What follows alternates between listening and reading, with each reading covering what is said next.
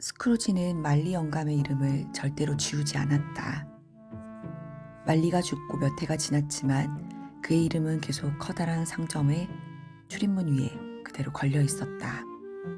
스크루지와 말리. 이 상점은 스크루지와 말리의 것으로 알려져 있었다. 하지만 스크루지는 죽도록 부려먹고 돈은 코딱지만큼 주는 사람이었으니 쥐어짜고 비틀고 박박 긁고 꼭 움켜쥐며 남의 걸 넘보는 늙은 악당이었다. 그는 단단하고 뾰족한 부싯돌 같은 영감으로 부싯돌은 부싯돌이되 그 어떤 훈훈한 불꽃 한번 일으키지 못했을 것 같았다. 또한 굴처럼 자기 안에 갇혀 고독하게 지냈다. 내면의 한기 때문에 늙은 얼굴은 얼음장처럼 굳고 코는 거칠어졌으며 볼은 쪼글쪼글 오그라들었고 발걸음은 뻣뻣했다. 눈은 시뻘겋게 충혈되고 얄팍한 입술은 새파랗게 질렸으며 귀에 거슬리는 목소리로 심술궂은 말을 거침없이 내뱉었다. 차가운 서리는 머리에도 눈썹에도 억센 턱에도 내렸다. 스크루지는 늘 냉랭한 기운을 풍기고 다녔다.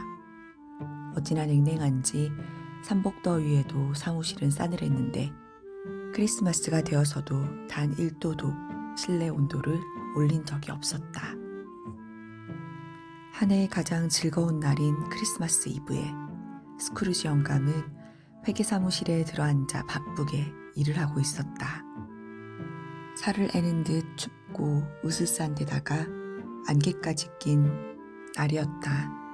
바깥 골목에서는 사람들이 몸을 덮여보겠다고 입김을 여기저기 불어대고 가슴께에서 양손을 비비고 돌바닥에서 발을 동동 구르는 소리가 들렸다. 즐거운 크리스마스 보내세요 삼촌. 축복받으시길. 활기찬 목소리가 들렸다. 목소리의 주인공은 스크루지의 조카였다. 흥, 헛소리랑 마라. 스크루지가 말했다. 안개와 서리를 뚫고 빨리 걷느라 열이 난 스크루지의 조카는 얼굴이 새빨갛게 물들어 있었다. 잘생기고 혈색 좋은 얼굴에 두 눈은 반짝반짝 빛이 나고 숨결에서는 김이 모락모락 났다. 크리스마스가 헛소리라뇨. 스크루지 삼촌. 설마 진심은 아니시겠죠? 스크루지의 조카가 말했다. 진심이고 말고 즐거운 크리스마스라니. 네가 지금 즐거워할 주제냐? 즐거워할 이유가 있냐 말이냐? 가난뱅이 주제에.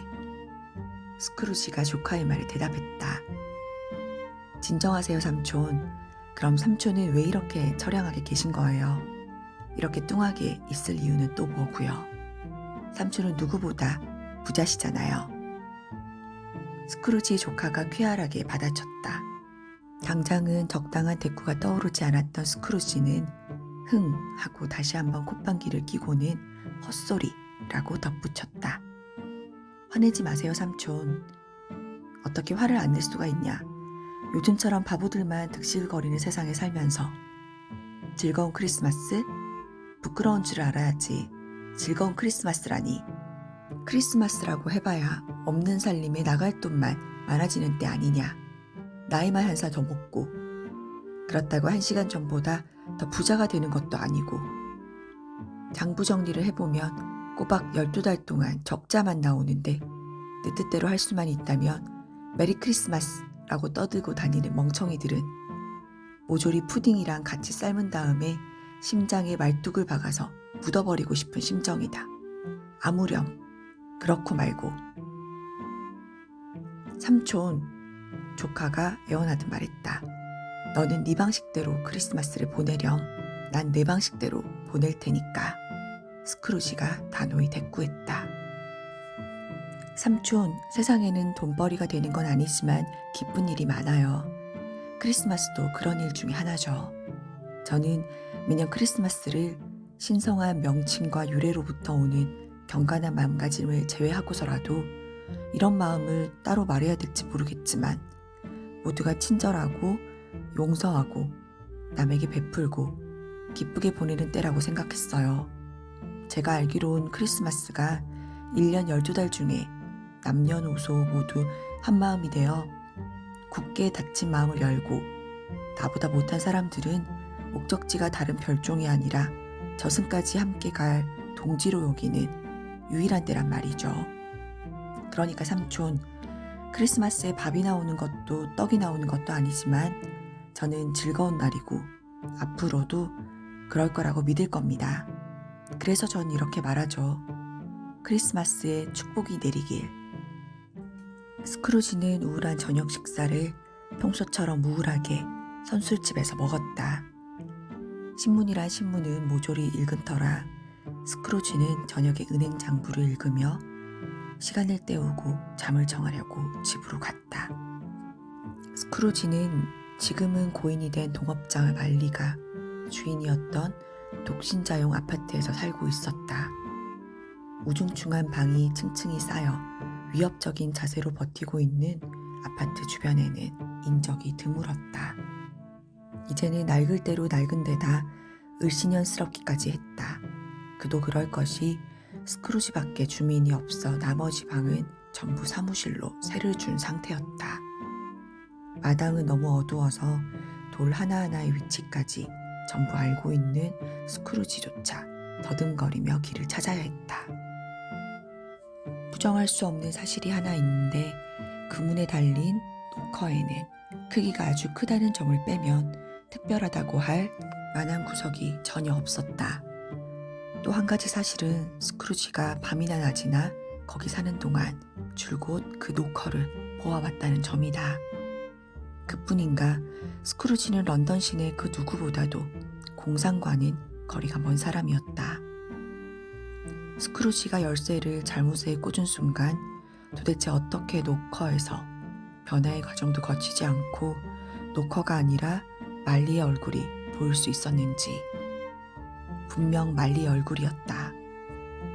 그 형상은 화가 나 있거나 사나운 표정은 아니었지만 생전에 말리가 지었을 법한 표정으로 스크루지를 보고 있었다. 유령 같은 안경이 유령 같은 이마에 걸쳐져 있었다.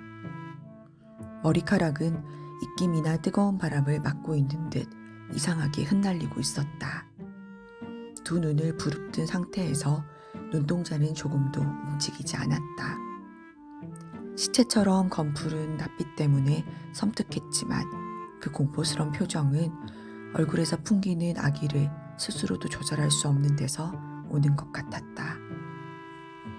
스크루지는 조금도 개의치 않고 계단 위로 올라갔다. 어둡게 살면 돈이 덜 들어서 좋았다. 하지만 육중한 침실 문을 닫기 전에 방마다 돌아다니며 아무 일이 없는지 살펴야 했다. 말리의 얼굴을 다시 본 것만으로도 이미 충분한 터라 두 번은 그런 일을 겪고 싶지 않아 이상이 없는지 점검을 계속했다. 모두 아무 이상이 없었다. 탁자 밑에도 소파 밑에도 아무도 없었다.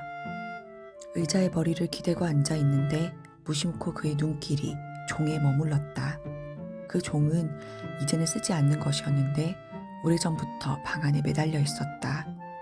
과거에 건물 맨 꼭대기층에 있는 방과 연락을 주고받으려고 달아놓은 것이었다. 그때 너무나 놀랍게도 기이하고 불가한 일이 일어났다. 스크루지가 보고 있던 그 오래된 종이 흔들리기 시작했던 것이다. 처음에는 가볍게 흔들리는 정도여서 소리가 거의 나지 않았는데 얼마 가지 않아 쩌렁쩌렁 시끄럽게 울리더니 집안의 모든 종들이 일제히 따라 울리기 시작했다. 한 30초나 1분쯤 울렸을까. 스크루지에게는 그 시간이 1시간처럼 길게 느껴졌다. 시작과 마찬가지로 종소리는 일제히 그쳤다. 그러더니 곧이어 저 아래 깊은 곳에서 철커덕거리는 소리가 들려왔다.